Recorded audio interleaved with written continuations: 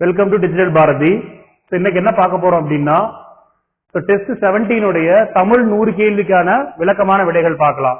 அதுல முதல் கேள்வி பாருங்க, தவறான விடையை காண்க அப்படின்னு சொல்லி கேட்டிருக்காங்க. தமிழ்கெழு கூடல் என்று புறநானூறும் தமிழ் வேலி என்று பரிபாடலும் மதுரை தமிழ் சங்கத்தை குறிக்கிறது. ஆமாம், புறநானூறு அப்படிங்கிறது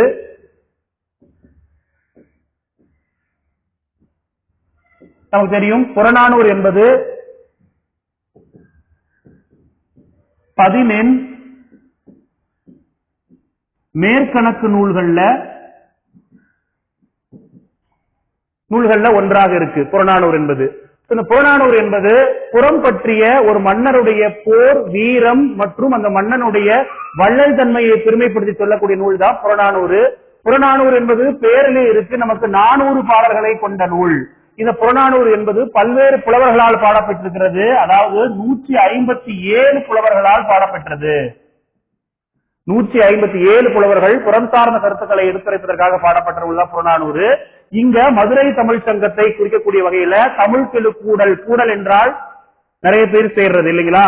அப்போ தமிழ்கெழு கூடல் என்று புறநானூறும் தமிழ் வேலி, தமிழ் வேலி என்பது என்னது பரிபாடலும் சொல்கிறது. இந்த பரிபாடல் பத்தி தெரிஞ்சுக்கணும் அப்படின்னா, பரிபாடல் என்பது இதுவும் 18 மேல்கணக்கு நூல்கள்ல வரக்கூடிய 8 தொகை நூல்கள்ல வரும்.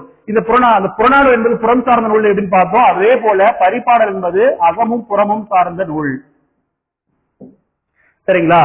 கூடலில் ஆய்ந்த ஒன்றின் தமிழின் அப்படின்னு சொல்லி திருவாசகம் அப்படிங்கிறது பழந்தமிழ் சங்கத்தை பற்றி குறிக்கிறது. திருவாசகம் தெரியும், 658 பாடல்களை கொண்ட நூல் தான் திருவாசகம். திருவாசகம் மற்றும் திருக்கோவையார் இந்த 2 நூல்களுமே யாரா இயற்றப்பட்டிருக்கிறது அப்படின்னு சொல்லி பார்த்திருப்போம். மாணிக்க வாசகர் அப்படிங்கிறவரு 12 திருமுறைகள்ல 8ஆம் திருமுறையை பாடியவர் மாணிக்க வாசகர். சரிங்களா? ஓகே. அடுத்தது, பண்டை காலத்து வணிக பொருள்கள் துறைமுக நகரங்களிலிருந்து ஏற்றுமதி ஆகிய செய்திகள் அனைத்துமே மதுரை காஞ்சி என்ற நூலிலும் பட்டினப்பாலை மூலம் அறிய முடிகிறதுன்னு சொல்றாங்க. இப்ப பாருங்க, மதுரை காஞ்சி பட்டினப்பாலை இது ரெண்டுமே 14 மேல் கணக்கில் வரக்கூடிய 10 பாட்டு நூல்கள். 10 பாட்டு நூல்கள்ல பார்த்தோம் அப்படின்னா கிட்டத்தட்ட 782 அடிகளை கொண்ட ஒரு நூல் தான் மதுரை காஞ்சி.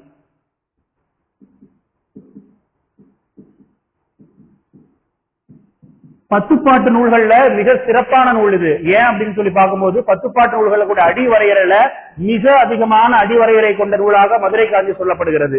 அதே மாதிரி பட்டினப்பாலை என்பது 301 அடிகளை கொண்ட ஒரு 10 பாட்டு நூல்கள் இது.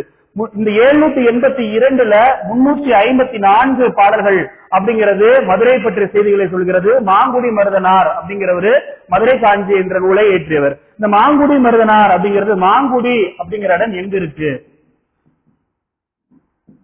மாங்குடி அப்படிங்கிற இடம் எங்க இருக்கு அப்படின்னா திருநெல்வேலி மாவட்டத்தில் அமைஞ்சிருக்கக்கூடியதுதான் மாங்குடி அப்படின்னு சொல்றோம். இந்த பட்டினப்பாலை அப்படிங்கக்கூடியது என்ன அப்படின்னா, கரிகால் திருவளத்தான் சோழன் இருக்கார் இல்லையா, அவருடைய பெருமைகளை எடுத்து இயம்பக்கூடிய நூல்களாகத்தான் அதிகமாக இருக்கும்.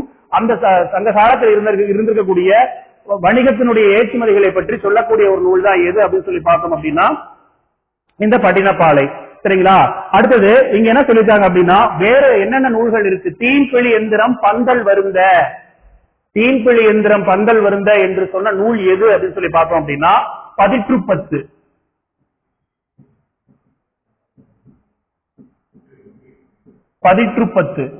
பதிற்றுப்பத்து என்பது தீன்பிழி எந்திரம் பந்தல் வருந்த. இப்பெல்லாம் கரும்பு ஜூஸ் சாப்பிடுறோம் இல்லையா, அப்ப கரும்பு ஜூஸ் போடக்கூடிய அந்த மெஷின் சங்க காலம் நமக்கு தெரியும். கிமு 3 அனைவராலும் ஏற்றுக்கொள்ளப்பட்டது. கிமு 3ஆம் நூற்றாண்டிலிருந்து கிபி 3ஆம் நூற்றாண்டு. இப்ப நம்ம சாப்பிடக்கூடிய அந்த கரும்பு ஜூஸ் போடக்கூடிய மெஷின் எல்லாமே அந்த காலகட்டத்திலும் இருந்திருக்கு அப்படின்னு சொல்லியிருக்காங்க. சரிங்களா? அப்ப பாருங்க, 1வது கேள்விக்கான விடை அப்படிங்கிறது டெல்லி. இதுதான் தவறான இணைகளாக இருக்கிறது. சரிங்களா? அடுத்த கேள்வி பார்க்கலாம். சந்திப்பிழையற்ற வாக்கியங்களை தேர்ந்தெடு. காற்று பருவ காலங்களில் மேகத்தை கொண்டு வந்து மழையை தருகிறது. காற்று. நம்ம உகர ஈற்று வினையச்சமாக இருந்தால், அதாவது உகர ஈற்று வினையச்சத்துல வன்கொடர் குற்றியுலகமாக இருந்துச்சுன்னா தான் வழிநமிகணும். இங்க காற்று அப்படின்னு சொல்லி கொடுத்திருக்காங்க. காற்று தானே, அங்க குசுறு வந்திருக்கு, அதுக்கு முன்னாடி இரு வந்திருக்கு, அது நமக்கு வன்தொடர் குற்றமா, அது வினையச்சத்துல வந்திருக்கணும். அப்ப காற்று பருவ காலங்களில் மேகத்தை கொண்டு மழையை தருகிறது. இரண்டாம் வேற்றுமை விதி இங்க வழிநமிக வேண்டும். மழையை இரண்டாம் வேற்றுமை விதியில வழிநமிக வேண்டும். சரிங்களா? காற்று வீறு கொண்டு பயணிக்க வினையச்சத்தின் பின் வழிநமிக வேண்டும். தொடங்கினால் அதை தடுக்க யாராலும் இயலாது. இங்கேயும் வழிநமிக வேண்டும். சரிங்களா? அப்ப இதற்கான விடை என்பது ஏ அப்படிங்கறதா சரியான பதில். சரிங்களா? இரண்டாவது கேள்விக்கான விடை ஏ. அடுத்தது பார்க்கலாம். அழுக்காறு உடையான் கண். இந்த அழுக்காறு உடையான் கண் அப்படின்னு சொல்லக்கூடியதற்கு என்ன எப்படி சரியாக பிரித்து எழுத வேண்டும்னா, அழுக்காறு உடையான் கண் என்பதுதான் சரியான பதிலாக இருக்கிறது. சரிங்களா? இப்படி பிரித்தெழுதும் பொழுது ஒரு சொல் பொருள் தரக்கூடிய வகையில அதை பிரித்தெழுத வேண்டும். அப்போதான் அந்த பொருள் அப்படிங்கிறது பிரித்தெழுதும் போது சொல் சரியாக அமையும். சரிங்களா? அடுத்தது பார்க்கலாம். நம்ம கீழ்கண்ட கூற்றுகளை கவனித்து விடையளிக்கவும். திருப்புடை மருதூரில் காணப்படும் 17ஆம் நூற்றாண்டை சேர்ந்த சுவர் ஓவியம் என்பது இசை கலைஞர்கள் பற்றி குறிப்பிடுகிறது அப்படின்னு சொல்லி இந்த கூற்று கொடுத்திருக்காங்க. சரிங்களா? ஓகே, இங்க பாருங்க.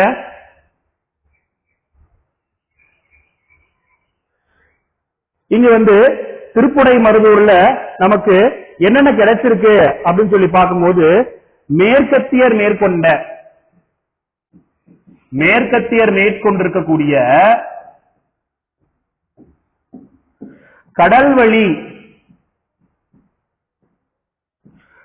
வழியில குதிரை வணிகம் செய்த செய்திகளும் நமக்கு திருப்புடை மருதூர்ல கிடைச்சிருக்கு. அது மட்டும் இல்ல, இங்க வேற என்ன கிடைச்சிருக்கு அப்படின்னு சொல்லி பார்க்கும்போது, இங்க சுவர் ஓவியம் இசை கலைஞர்கள் பற்றியும் கிடைச்சிருக்கு.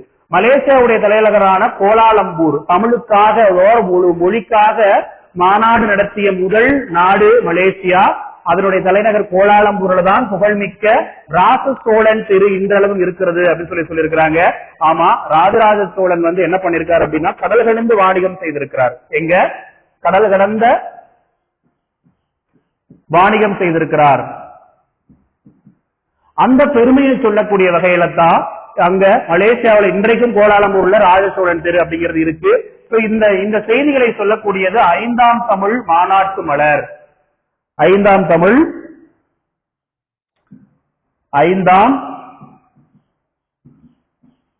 உலகத்தமிழ்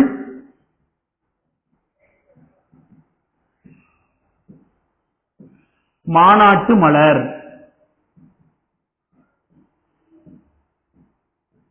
5ஆம் உலகத்தமிழ் மாநாட்டு மலர்ல தான் இந்த செய்திகளை நாம் தெரிஞ்சுக்கிறோம். சரிங்களா? பாருங்க, திருப்புடை மருதூரில் இருக்கிறதும் இந்த இரண்டாவது கூற்று இரண்டுமே சரிதான். இதற்கான விடை என்பது 4க்கு ஏ என்பது சரியான விடை. அடுத்து 5வது கேள்வி பார்க்கலாம். பாருங்க, 5வது கேள்வி என்ன தெரிஞ்சுக்கணும்? கலை ஞாயிறு என்று அழைக்கப்படுபவர் யார் அப்படின்னு சொல்லி கேட்டிருக்காங்களா? கலை ஞாயிறு என்று அழைக்கப்படுபவர் யார் அப்படின்னா, அது நா. முத்துசுவாமி. சிலம்பு செல்வர் மாப்போ சிவஞானம். பட்டி தொட்டி எங்கும் சிலப்பதிகார மாநாட்டை நடத்தியவர். பட்டி தொட்டி எங்கும் சிலப்பதிகார மாநாட்டை நடத்தியவர். சிலப்பதிகாரத்தினுடைய மிகப்பெரிய பிரியராக இருந்தவர்.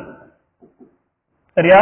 மாப்போ சிவஞானம் 1952 1954 வரை சட்டமன்ற மேலவை உறுப்பினராக இருந்தார்.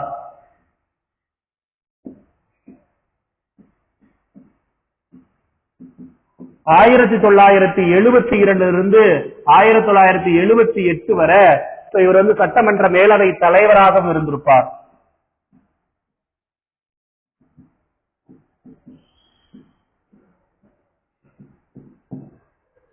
ஓகேங்களா?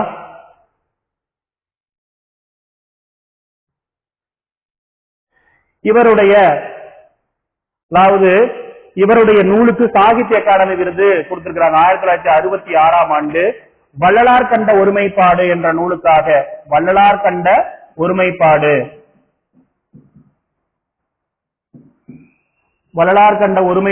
என்ற நூலுக்கு சாகித்ய அகாடமி விருது கிடைச்சிருக்கு. எப்போன்னா 1966. சரிங்களா? அப்ப மாப்போ சிவஞானம் சிலம்பு செல்வர் என்று அழைக்கப்படுகிறார். அடுத்து கோப்பெருஞ்சோழன் கோப்பர கேசரி என்று அழைக்கப்படுகிறார் என்று சொல்லியிருக்காங்க. கோப்பர கேசரி என்று அழைக்கப்படுபவர் யார் அப்படின்னு சொல்லி பார்த்தோம்னா அது கோப்பெருஞ்சோழன் கிடையாது. இரண்டாம் ராஜராஜ சோழனுக்கு பட்டங்கள் தான் திரிபுவன சக்கரவர்த்தியும் கோப்பர கேசரியுமாக இருக்கு. சரிங்களா? இப்போ இந்த கேள்விக்கு என்ன பதில் அப்படின்னு சொல்லி பார்க்கலாம். இந்த மெய்கீர்த்திகள் அப்படிங்கக்கூடியது நம்ம கண்டிப்பா சோழர்கள் காலத்துல இருந்துச்சு. அதாவது அந்தந்த மன்னர்களுடைய அருமை பெருமைகள் எல்லாமே நாங்கள் இறந்ததுக்கு அப்புறம் இந்த வம்சங்கள் இருந்தும் காலம் கடந்து நிலையாக நிற்க வேண்டும் என்ற காரணத்திற்காக பல்லவர்கள்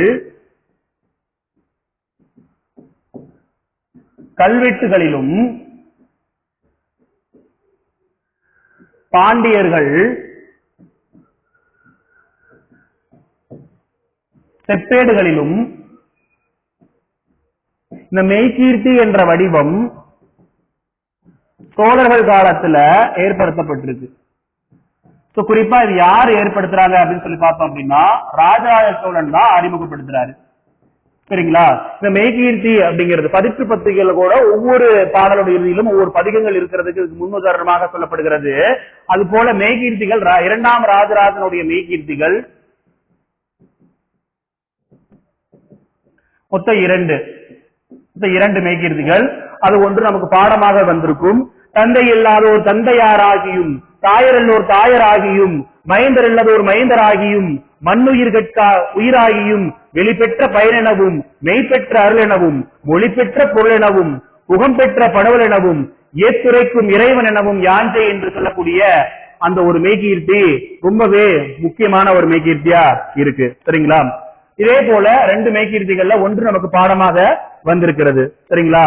இந்த மெய்கீர்த்தி அப்படிங்கிறது என்ன அப்படின்னா முதல் பகுதியில மன்னரை புகழ்ந்து பாடக்கூடியதான் மெய்கீர்த்திகள்னு சொல்லுவோம். இந்த மெய்கீர்த்திகளை எழுதுவது யார் அப்படின்னு சொல்லி பார்த்தோம்னா புலவர்கள். அதை கல்லில் பொறிக்கக்கூடிய வேலையை செய்யறது யாருன்னா கல் தச்சர்கள். கல்ல பொறிக்கிறது யாரு? கல் தச்சர்கள் அப்படின்னு சொல்றோம். சரிங்களா? இதுதான் மெய்கீர்த்திகள் அப்படின்னு சொல்லக்கூடியது. ஓகேங்களா? இந்த மெய்கீர்த்திகள் அப்படிங்கிறது தமிழ் இணைய கல்வி கழகத்திலிருந்து பெறக்கூடிய மெய்கீர்த்திகளாக இருக்கிறது.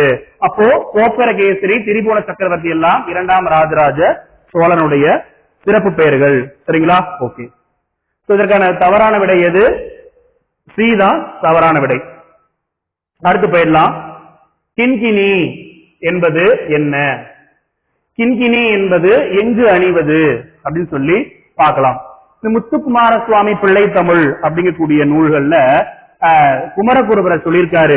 அந்த குழந்தைகள் கிண்கிணி அரைநான் சுட்டி குண்டலம் குலை சூழி இதெல்லாம் எங்கு அணிவார்கள் என்று சொல்லியிருக்காரு. செம்பொன்னடி சிறு கிங்கினியோடு சிலம்பு கலந்தாட திரை அரைஞான் அரைமணி ஒடு ஒளி திகழ் அரை வடமாட பைம்பொன் அசும்பிய தொந்தியொடும் சிறு பண்டி சரிந்தாட பட்ட முதல் பொலி பொட்டோடு வட்ட சுட்டி பதிந்தாட கம்பி விதம் பொதி குண்டலமும் குலை காதும் அசைந்தாட கட்டிய சூழியும் உச்சியும் உச்சி கதிர் முத்தொடுமாட வம்பவள திருமேனியும் ஆடிட ஆடுக செங்கீரை ஆதி வைத்திய நாத புரிக்குகன் ஆடுக செங்கீரைன்னு சொல்லி செங்கீரை பருவத்துல சொல்லியிருக்காங்க. ரொம்ப முக்கியமா நம்ம தெரிஞ்சுக்கணும், இந்த பிள்ளை தமிழ் அப்படிங்கிறது என்ன அப்படின்னா பாருங்க, 10 பருவங்களை கொண்டுள்ளது. பிள்ளை தமிழ் என்பது 10 பருவங்களை கொண்ட, இது என்ன வகையில வருது அப்படின்னா சிற்றிலக்கியம். 96 வகையான தமிழில் உள்ள சிற்றிலக்கியத்துல பிள்ளை தமிழும் ஒன்று. சரிங்களா? இங்க பாருங்க, இந்த பிள்ளை தமிழ் என்பது ஆண்பால் பெண்பால் பிள்ளை தமிழ் ரெண்டா பிரிக்கிறாங்க. என்னவா பிரிக்கப்பட்டது? 2ஆக பிரிக்கப்படுகிறது. ஒன்று ஆண்பால் பிள்ளை தமிழ், இன்னொன்று பெண்பால் பிள்ளை தமிழ். சரிங்களா? இப்போ நமக்கு பிள்ளை தமிழுடைய பருவங்கள் எத்தனைனா 10. அதுல ஆண்பாலுக்கும் பெண்பாலுக்கும் பொதுவான பருவங்கள் 7. சரிங்களா? மீதி 3 பருவங்கள் ஆணுக்கு தனியாகவும் பெண்ணுக்கு தனியாகவும் பிரிக்கப்படுகிறது. சரிங்களா? இப்ப பாருங்க, ஆண்பால் பிள்ளை தமிழ், அதாவது அதுக்கு முன்னாடி பொதுவானது காப்பு, இது ஆர்டரா தெரிஞ்சுக்கணும். காப்பு, செங்கீரை,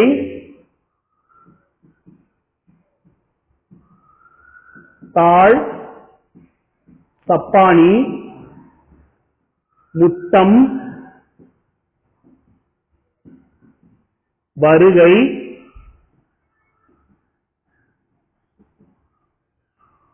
அம்புலி.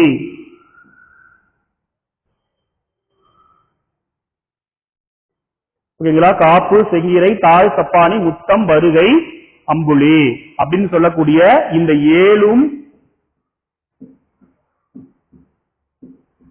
பொதுவான பருவங்கள். சரி, இப்போ நாம இதை எப்படி நாம ஞாபகம் வச்சுக்கலாம் சொல்லி பார்க்கலாம். சரிங்களா?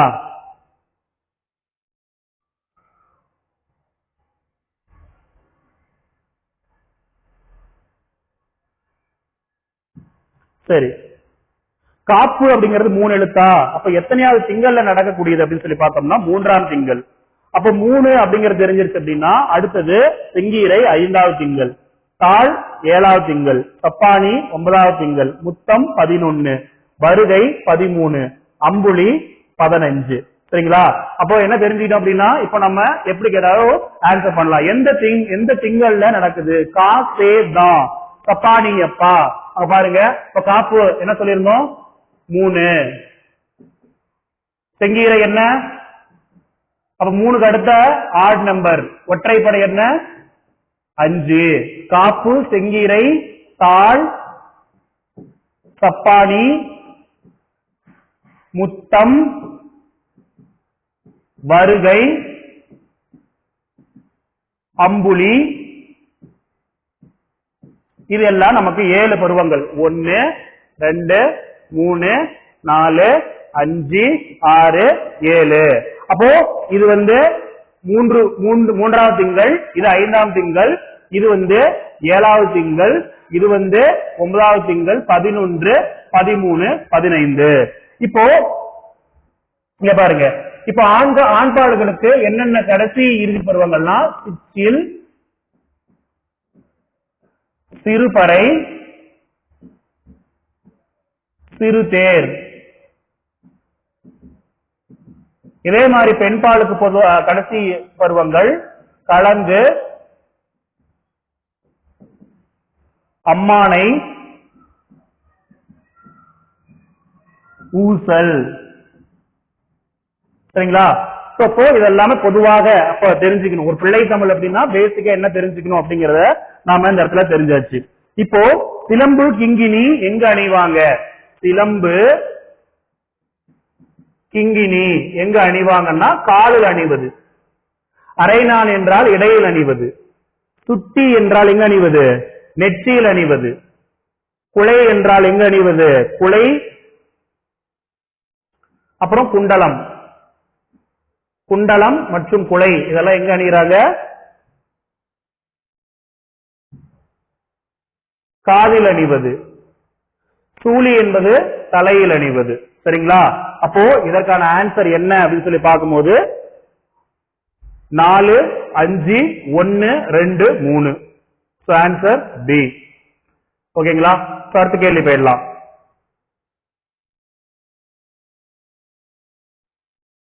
அடுத்த கேள்வி பாருங்க, கீழ்காணும் கூற்றுகளில் குறிப்பிடப்படும் புலவர் யார் அப்படின்னு சொல்லி கேட்டிருக்காங்களா?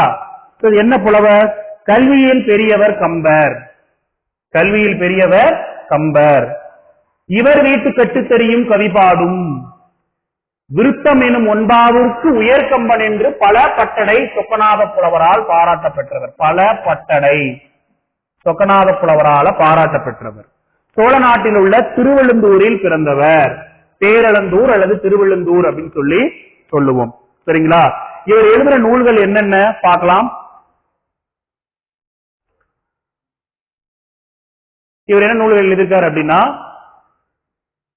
சடகோபர் அந்தாதி,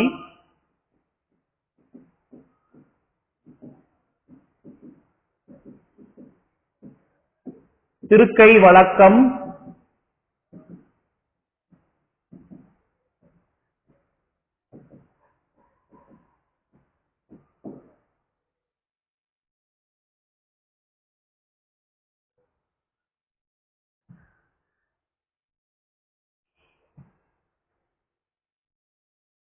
திருக்கை வழக்கம்,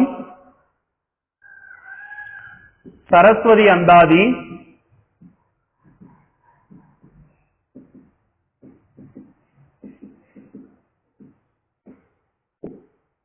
ஏர் 70,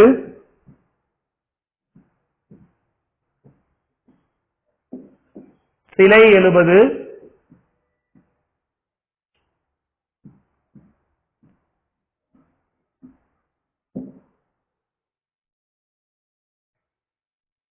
அப்புறம் நமக்கு தெரியும் கம்பராமாயணம். சரிங்களா? இதெல்லாம் கம்பர் எழுதின நூல்கள். ஓகேங்களா? இதெல்லாம் எத்தனை காண்டங்கள் இருக்கு?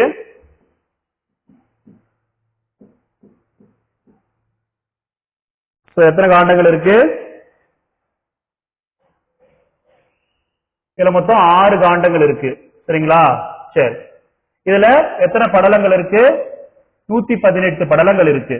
சரிங்களா? இதுல எத்தனை பாடல்கள் இருக்கு?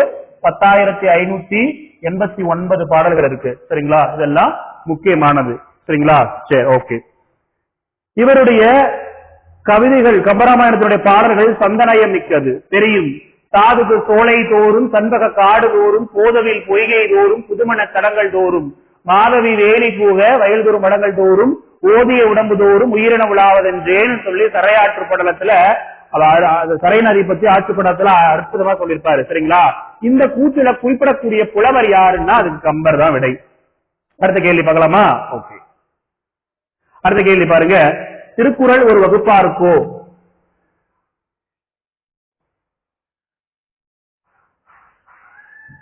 திருக்குறள் ஒரு வகுப்பாருக்கோ, ஒரு மதத்தாருக்கோ, ஒரு நிறத்தாருக்கோ, ஒரு மொழியாருக்கோ, ஒரு நாட்டாருக்கோ உரியதன்று, அது மண்பதைக்கு உலகுக்கு பொதுன்னு சொன்னது திருவிக்கா. சரிங்களா? அதுக்கான விடை ஏ. சரி, அடுத்தது தவறான இணையை காண்க அப்படின்னு சொல்லியிருக்காங்க. இந்த கூற்று பார்க்கலாம். தவறான இணை. கம்பன் இசைத்த கவியெல்லாம் நான் என்று கூறியவர் பாரதியார். திருப்புகழ் என்ற நூலின் ஆசிரியர் அருணகிரிநாதர். பாரிசுக்கு போ அந்த நூலினுடைய ஆசிரியர் யார் அப்படின்னா அசோகமித்திரன் அப்படின்னு சொல்லியிருக்காங்க. அது தவறு. சரி, அப்ப இதுக்கான சரியான விடை என்ன அப்படின்னு சொல்லி பார்க்கலாம். ஜெயகாந்தன்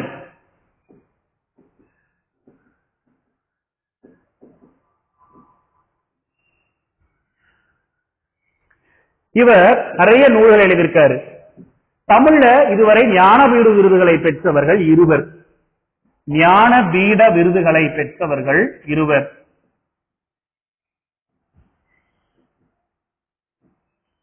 சரிங்களா? ஒன்னு முதல் நபர் யாருன்னா அகிலன். யாரு? அகிலன். சரிங்களா?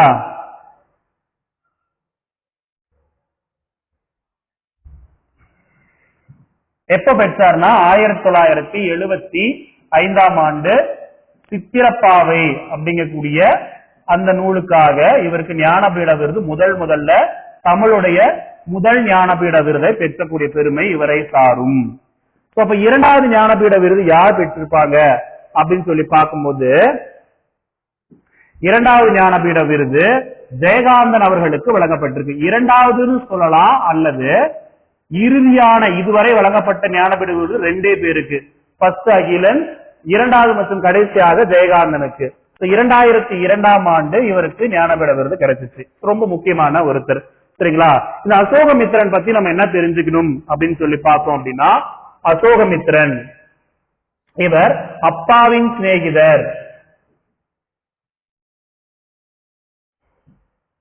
அப்பாவின் சிநேகிதர் அப்படின்னு சொல்லக்கூடிய இந்த நூலுக்கு 1996ல சாகித்ய அகாடமி விருது பெற்றிருப்பாரு. சரிங்களா? சரி, இதான் குறிப்பாக அசோகமித்திரன் பத்தி நம்ம தெரிஞ்சுக்க வேண்டியது. ஓகே, சரி. இப்ப ஜெயகாந்தன் பத்தி தெரிஞ்சாச்சு. ஜெயகாந்தன் தான் இந்த பாரிசுக்கு போ நிறைய நூல்கள் எழுதியிருக்காரு. சிறுகதையுடைய மன்னன், சிறுகதையுடைய மாப்பாசான் என்றெல்லாம் அழைக்கக்கூடியவர். பாத்தீங்கன்னா இவருக்கு தாமரை திரு விருது வழங்கப்பட்டிருக்கிறது. சரிங்களா?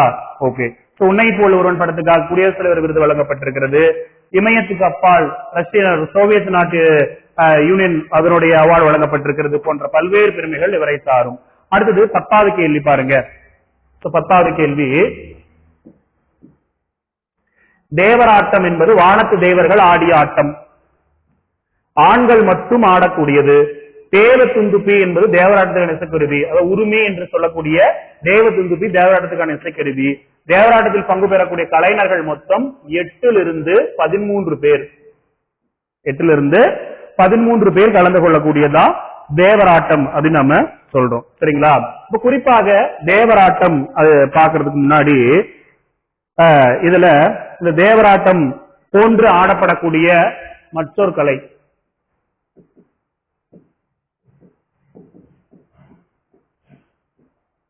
தேவராட்டம் போன்று ஆடக்கூடிய மற்றொரு கலை எது அப்படின்னு சொல்லி பார்த்தோம்னா அது சேர்வை அல்லது சேவையாட்டம் சொல்லுவாங்க. இந்த சேர்வையாட்டம் எதுக்கு ஃபேமஸ் அப்படின்னு சொல்லி பார்த்தோம் அப்படின்னா, இசை சார்பு கலையாக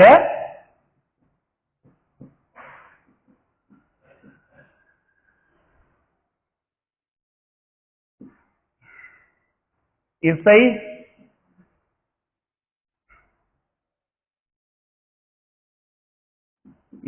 சார்பு கலையாக மற்றும் வழிபாட்டு கலையாகவும் ஆடப்படுவது. வழிபாட்டு கலை, இசை சார்பு கலையாகவும் வழிபாட்டு கலையாகவும் ஆடப்படுவது எது அப்படின்னு சொல்லி பார்த்தோம்னா அது சேர்வையாட்டம், தேவராட்டம் போன்றே ஆடக்கூடியது. சரிங்களா? சரி, அப்போ இந்த கலைகளுக்கு எல்லாம் யார் சொந்தக்காரர்? இந்த கலைகள் பத்தி தெரிஞ்சுக்கணும்னா கண்டிப்பாக நாடக கலை மீட்டெடுப்பதுல மிகச்சிறந்த ஒரு நபராக இருந்தவர் யார் அப்படின்னு சொல்லி பார்த்தோம் அப்படின்னா அவர் யாரும் இல்லை, அவர்தான் கூத்துப்பட்டறை என்று அழைக்கப்படும். கூத்துப்பட்டறை என்று அழைக்கப்படக்கூடிய நா. முத்துசாமி.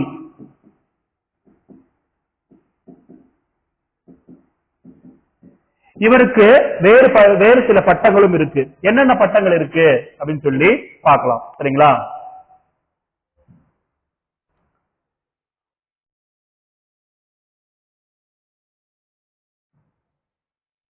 கலை ஞாயிறு என்று அழைக்கப்படுபவர். கலை ஞாயிறு. இவருக்கு என்ன அரசு என்ன கௌரவம் பண்ணிருக்காங்க அப்படின்னு சொல்லி பார்க்கும்போது இந்திய அரசு தாமரை திருவிருதையும், தாமரை திருவிருது அதாவது பத்மஸ்ரீ, தமிழக அரசு கலை மாமணி விருதையும் வழங்கியிருக்காங்க. தெருக்கூத்தை தமிழ் கலையுடைய முக்கிய அடையாளமாக்கியவர், நாடக கலையை மீட்டெடுப்பது தமது குறிக்கோள் என்றவர். சரிங்களா? அதே போல இவர் நாடகத்தில் பயன்படுத்தக்கூடிய நேரடி இசை முறையை அறிமுகம் செய்து இசையிலும் மாற்றங்களை நிகழ்த்தியவர். இவருடைய நாடகங்கள் பெரும்பாலும் எதை பற்றி பேசுகிறது என்றால் சமூக அரசியல் மாற்றங்கள், சமூக அரசியல் மாற்றங்களை பேசக்கூடிய வகையில இருக்கு.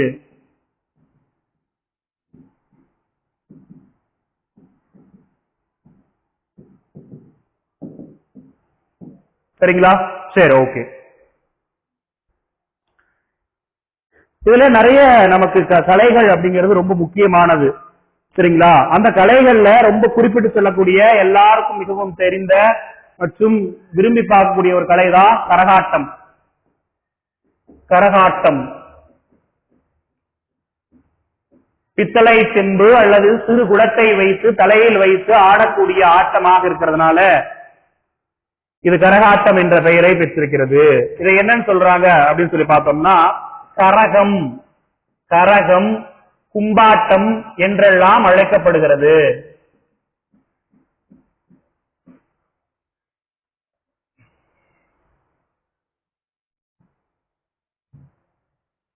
குறிப்பாக இது பார்த்தோம் அப்படின்னா இந்த கரகாட்டத்தை பற்றி சொல்லக்கூடிய சங்க இலக்கிய நூல் எது அப்படின்னு சொல்லி பார்க்கும்போது புறநானூறு. என்ன சொல்லியிருக்கு தெரியுமா? நீரற வரியா கரகத்து, நீரற வரியா கரகத்து என்று அழைக்கப்படும் நூல் எது அப்படின்னு சொல்லி பார்த்தோம்னா அது புறநானூறு.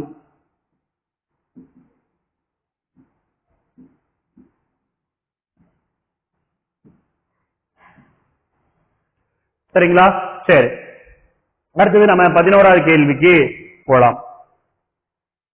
பாருங்க, 11வது கேள்வி இப்பதான் நம்ம எக்ஸ்பிளைன் பண்ணோம் இல்லையா? சரி, கூத்துப்பட்டறை என்று நா. முத்துசாமி தெருக்கூத்தை தமிழ் கலையின் முக்கிய அடையாளமாக்கியவர், நாடக கலையை மீட்டெடுப்பு தனது குறிக்கோள் என்று கருதியவர், இந்திய அரசு தாமரை திரு விருது, தமிழ்நாடு அரசுடைய கலைமாமணி விருது வாங்கியவர். அனைத்தும் சரி. வேங்கை என்றால் புலி, கேசரி என்றால் சிங்கம், மாதிரம் என்றால் மழை, புழகிதம் என்றால் மகிழ்ச்சி. 2, 1, 3, 4 என்பது இதற்கான விடை. சரிங்களா? ஓகே, கண்டிப்பா இந்த செஷன் உங்களுக்கு ரொம்ப யூஸ்ஃபுல்லா இருந்திருக்கும். நன்றி.